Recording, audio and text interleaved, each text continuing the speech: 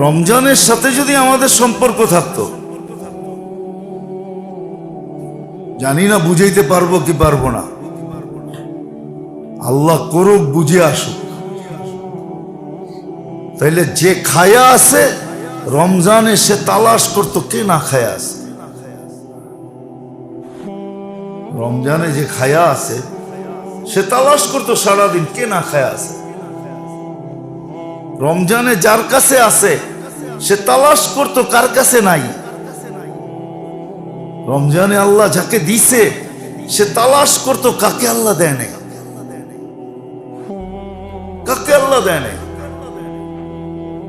জানি না আমার কথাটা বুঝে আসবে কি আসবে না। আমি তো মাঝে মাঝে বলি যে এই উম্মতের জন্য আল্লাহ যদি সারা জীবনের হিসাব না নিয়ে এতটুক বলে যে এক রমজান কিভাবে কাটাইছো এটা আমাকে বুঝায়া তারপরে আগে চলো, যথেষ্ট হবে। কেন এক রমজান 89 বৎসর 2 মাস। আপনি 89 বৎসর বাঁচবেন নাকি?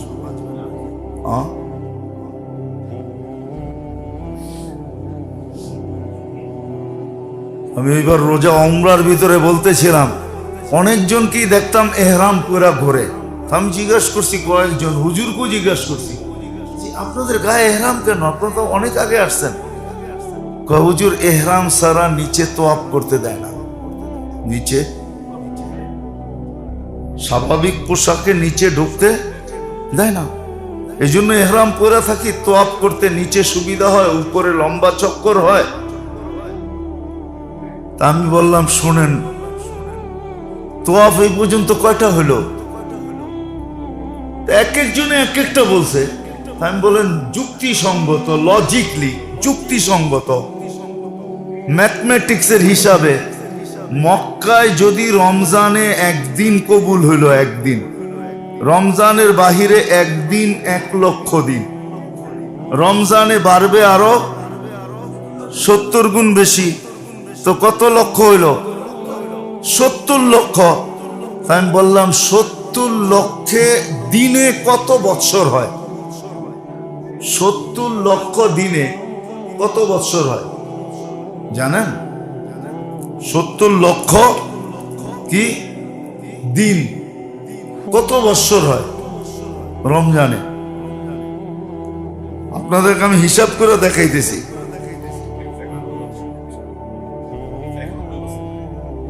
70 লক্ষ ভাগ 365, 365, 70 লক্ষ না? 3 3 6 আর 1 7, কত হয়? ভাগ 365, কত বছর হয়?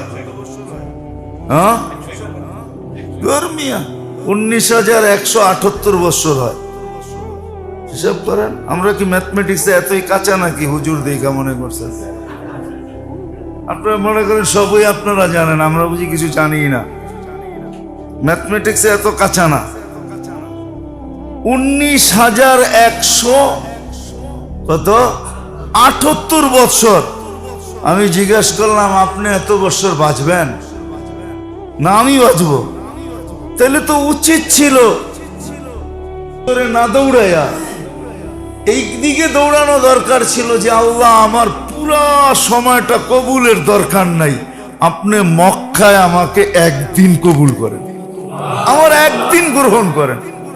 আমি বললাম যে বলেন আপনারা কবুল হওয়ার লেগে কয়দিন আপনি হেরাম পয়রা দৌড়াইছেন বলেন? আপনি তো উমরা করার জন্য তোয়াফের জন্য দৌড়াইতেছেন,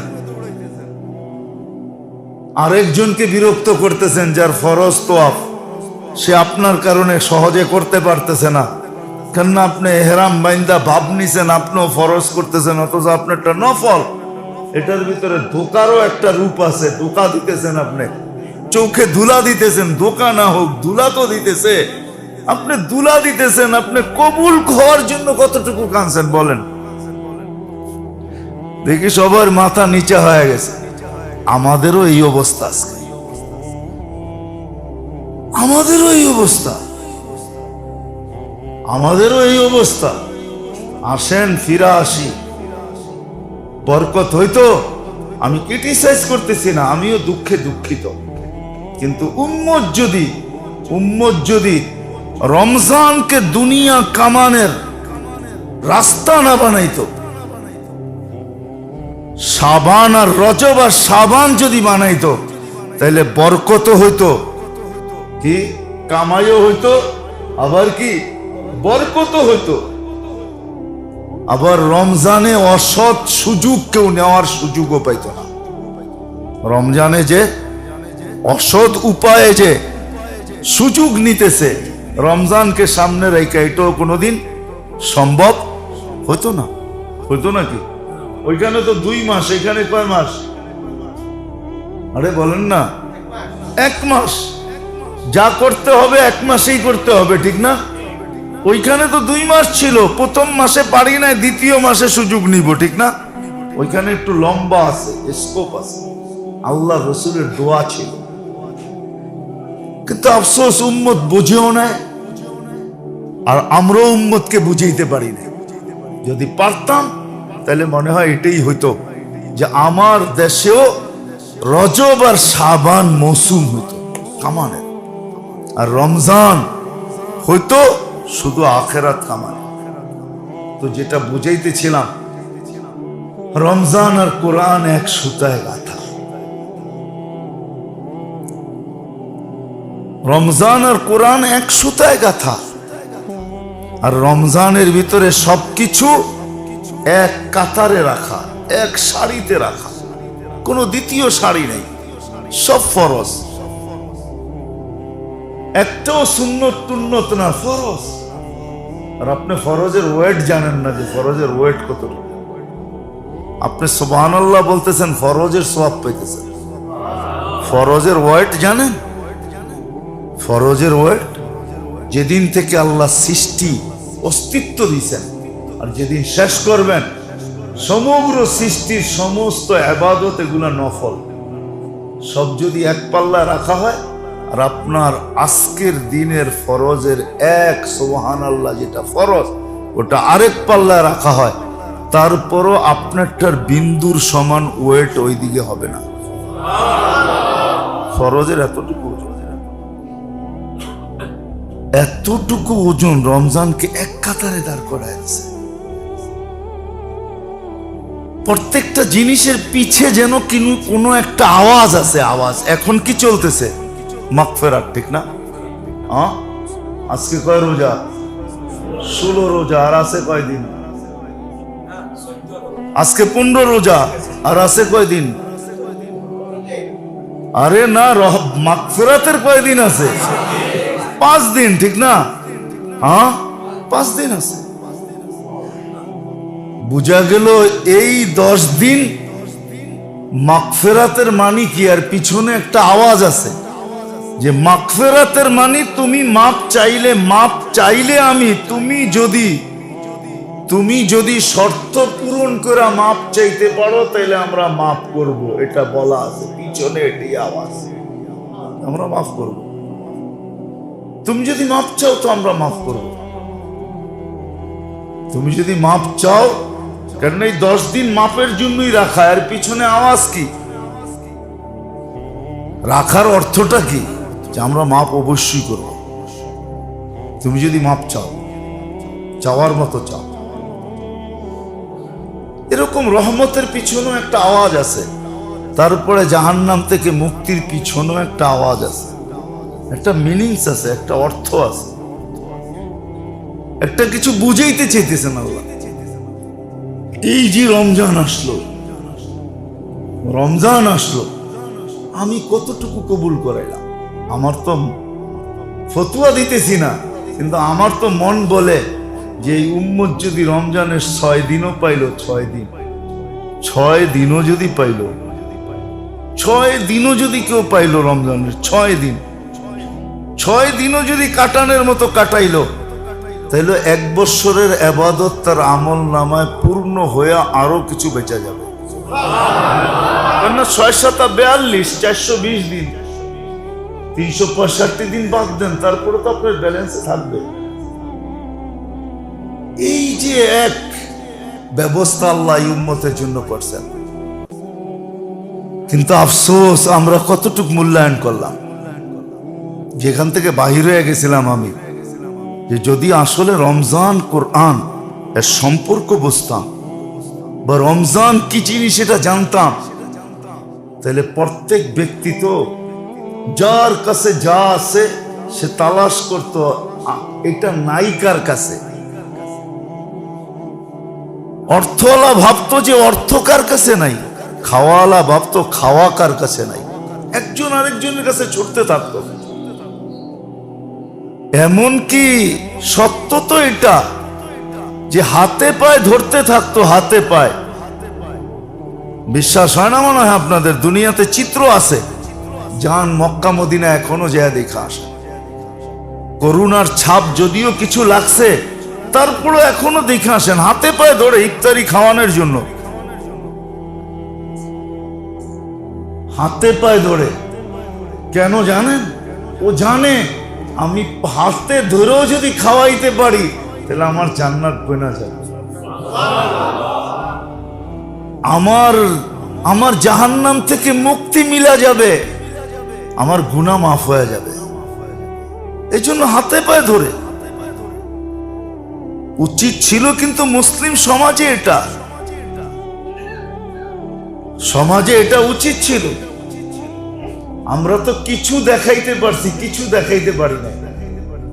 আপনারা জানেন আপনাদের ইফতারি নিয়ে যে গবেষণা হয় বা হয়েছে এই পর্যন্ত জানেন?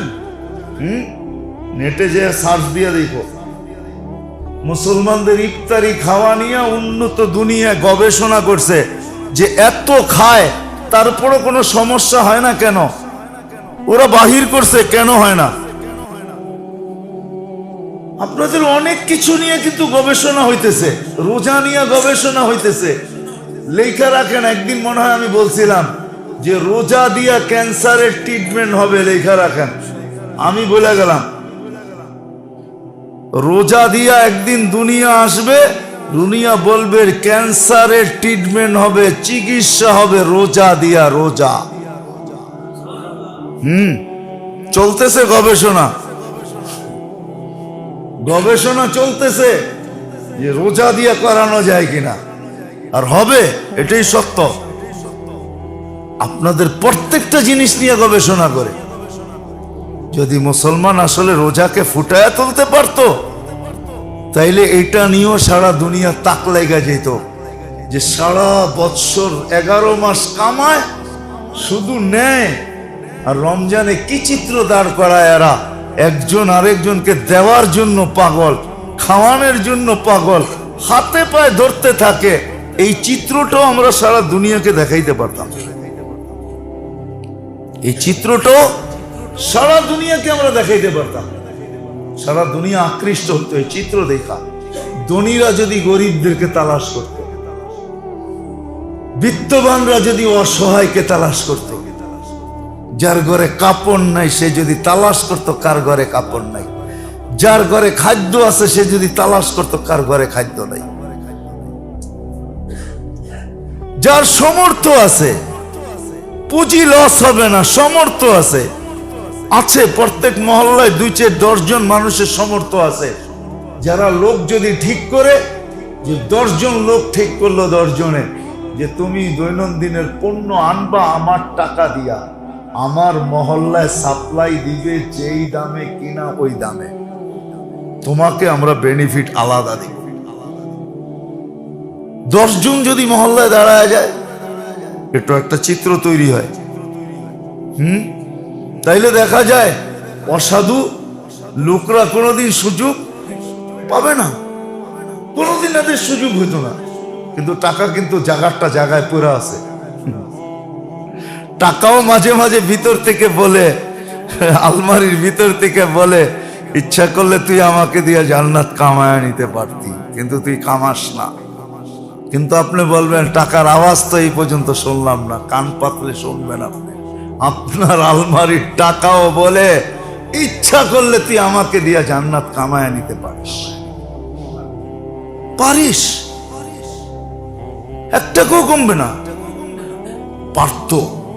কিন্তু বুঝেই তো আসে নাই যে রমজান কি জিনিস। রমজান কি জিনিস বুঝে আসে নাই, কোরআন কি জিনিস বুঝে আসে নাই, দুটা এক সুতায় গাথা এটাও বুঝে আসে নাই। নাহলে কেন বলতেন আল্লাহ শাহরু রমাদান আল্লাযী উনজিলা ফীহিল কুরআন হুদাল লিন-নাস ওয়া বাইয়িনাতিম মিনাল হুদা ওয়াল ফুরকান।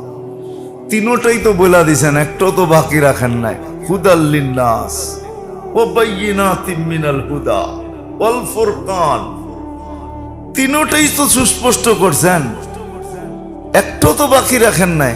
কিন্তু বুঝেই তো আসে নাই। পুরা রমজান যে মৌসুম এটাও তো বুঝে আসে নাই। রমজান শুধু রোজার মাস না, রমজান আসলে হলো সহানুভূতির মাস। সহানুভূতি, যেটাকে মাঝে মাঝে দেওয়ালে লেখা দেখা যায় সিয়াম সাধনা, আসলে ও সাধনা বোঝে না, এই জন্য সাধনা লেখা।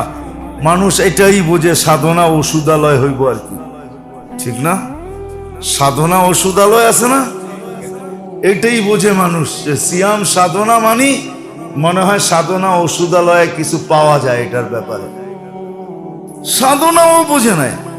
রমজান ছিল সহানুভূতির মাস, সহানুভূতির মাস ছিল। যে প্রত্যেক গরিব দুঃখীর কাছে যাদেরকে আল্লাহ দিচ্ছেন, যাদেরকে আল্লাহ দিচ্ছেন তারা দৌড় ছুটে যায় দাঁড়াবে। বলেন, 2 দিন আগে যে ঘটনা হয়ে গেল, যেমন সিলেটে হয়েছিল বন্যা, রোহিঙ্গা আমাদের দেশে যখন আসছিল, দুর্যোগ আমাদের দেশে যখন হয়, তা আমরা ভাঙ্গা পড়ি না, যাই না সাহায্য সহানুভূতি করি না। 2 দিন আগে যে হইলো, এটাও তো একটা দুর্যোগই, ঠিক না?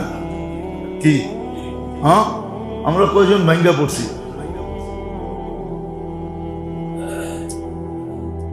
মালিকের কথা বাদ দেন, আপনি বলবেন এরা তো বঙ্গবাজারে কামায়া বাড়ি সারি গাড়ি বানায় ফেলছে, এদের আর কি লস হয়েছে? মালিকের কথা বাদ দেন, শ্রমিকগুলা 30,000 শ্রমিক যাদের বিরাট বড় স্বপ্ন ছিল বেতনও পাবে, বোনাসও পাবে। মালিকদের জন্য তো সুযোগ হয়ে গেছে যে আমাদেরই তো নাই, তোদেরকে বেতন কোত্থেকে দিব, বেতনও পাবে না, বোনাস তো দূরের কথা। কি বলেন? আমরা আফসোস ছাড়া আর কিছু করতেছি? অথচ উচিত তো ছিল সহানুভূতির মাস। বেশি শ্রমিক তো না, 20,000 25,000 শ্রমিক, ঠিক না? কি 18 কোটি মানুষের ভিতরে তো 20,000 শ্রমিক কোনো শ্রমিক না, ঠিক না? 18 কোটি মানুষ 1 টাকা করে দিলে 18 কোটি টাকা হয়, ঠিক না? 20,000 শ্রমিকের ভিতরে ভাগ করেন, দেখেন কয় টাকা করে পড়ে। আপনি বলবেন 18 কোটির ভিতরে তো 20,000ও আছে, ওইটা বাদ দিয়ে হিসাব করেন, ঠিক আছে, ওইটা বাদ দেন, তারপরে হিসাব করেন। 18 কোটি না 15 কোটি দেন না, দেখেন কয় টাকা করে পড়ে একজনের ভাগে। 1 টাকা করে। 1 গোট পানি দিয়া যদি জান্নাত কিনা যায়, এই রমজানে 1 গোট পানি দিয়া জান্নাত কিনা যায়। আল্লাহ রসুল বলছেন, মান ফাত্তারা সাইমা, যে কোনো রোজাদারকে শুরবাতা মা, 1 গোট পানি দিয়া রোজা ইফতার করাবে, আল্লাহ রসুল বলতেছে ফালাহু আতকু রাকাবাতিন, তাকে আল্লাহ জাহান্নাম থেকে মুক্তি দিবেন, তার গুনাহ আল্লাহ মাফ করে দিবেন, জান্নাত তাকে লেখা দিবেন। 1 গোট পানির ভিতরে যদি থাকে তো 1 টাকার ভিতরে কেন থাকবে? ঢাকা শহরে 2.5 থেকে 3 কোটি মানুষ, আরে 3 কোটি জমা করেন না আপনি, দেখেন 20,000-এর ভাগে কত পড়ে। সহানুভূতির মাস,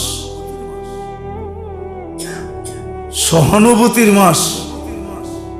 এই জন্য মেরে দোস্ত, শুরু কথা এটাই ছিল, রমজান তো আসলো, কিন্তু আমি কতটুকু উপকৃত হলাম এটা হলো বিষয়।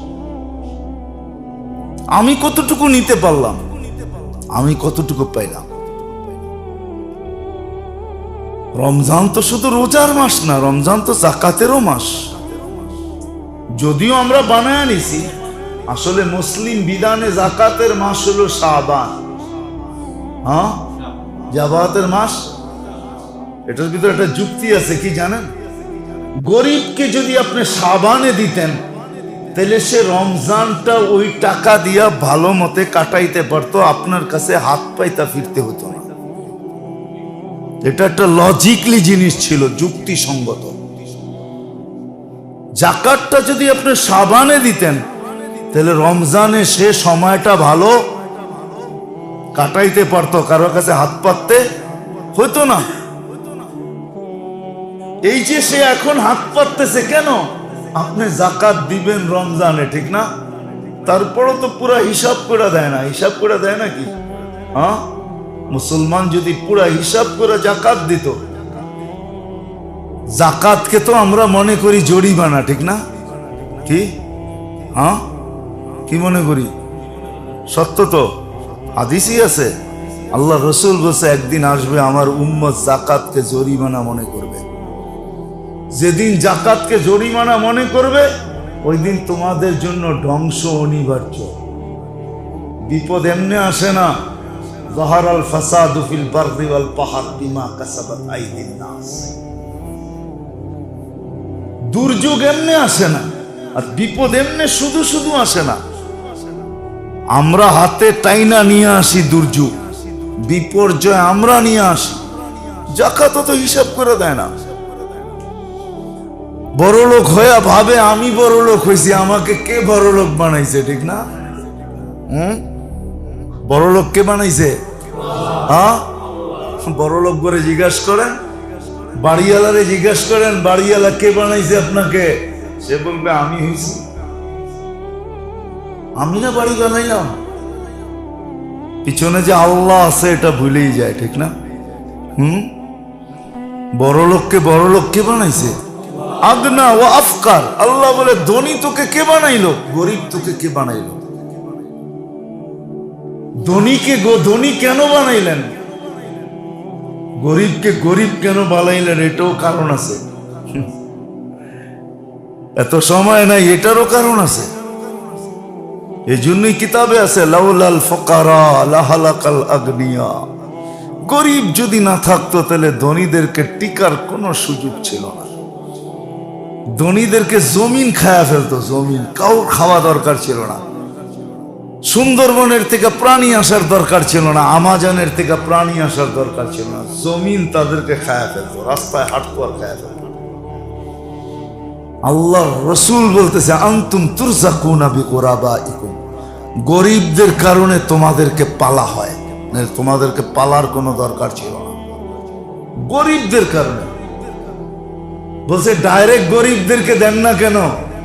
এটারও জবাব আছে। ডাইরেক্ট যদি আল্লাহ গরিবদেরকে দিয়া দেয়, তাহলে এরা বাদ পড়া যাবে, এদের বাঁচানোর আর কোনো সুযোগ থাকবে না।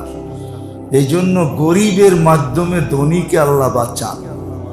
মুসা আলাইহিস সালাম জিজ্ঞাসা করছিলেন, আল্লাহ আমাকে এরকম বানাইলেন কেন? না ঘর আছে, না বাড়ি আছে, না থাকার কোনো ঠিকানা আছে, এমনকি একটা বিছনা পর্যন্ত নাই আমার। তা আল্লাহ বলছে, মুসা তোমার উপরে বনি ইসরাইল দয়া করে সবকিছু বরণ পোষণ তোমার বনি ইসরাইল গ্রহণ করে, এই কারণে আমি বনি ইসরাইলদেরকে গ্রহণ করি।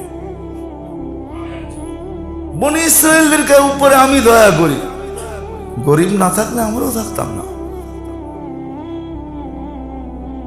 উচিত ছিল যাকাত শাবানে দেওয়া, যদিও রমজানে দেই, কিন্তু কয়জন হিসাব করে দেয় বলেন? কয়জন হিসাব করে? মেরে দোস্ত, খুশি তো এটা ছিল যে যাকে আল্লাহ জাকাত দেওয়ার যোগ্য বানাইছেন তার উচিত ছিল মিছিল বের করা, মিছিল, অনুষ্ঠান করা দরকার ছিল। অনুষ্ঠান, অনুষ্ঠান বোঝেন? অনুষ্ঠান না করেন কি? মুসলমানেরও তো অনুষ্ঠান হয় আমাদের সমাজে, না হয় না? বড় বড় হোটেলে হয় ছেলের মুসলমানের অনুষ্ঠান। কি ছেলের মুসলমানের অনুষ্ঠান, আবার মুসলমানি